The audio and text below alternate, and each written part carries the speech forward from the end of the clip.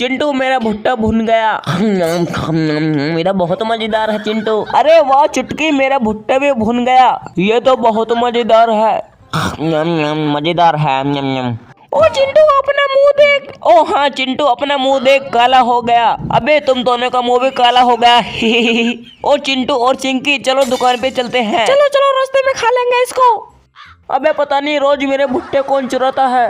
मोटे मुझको एक जूस दे, और मुझको एक जूस की थैली, और मुझको भी। लेकिन तुम्हारे मुंह काले क्यों हो रहे हैं? अरे मोटे ये तो हम खेल रहे थे ना, तो हम गिर गए थे।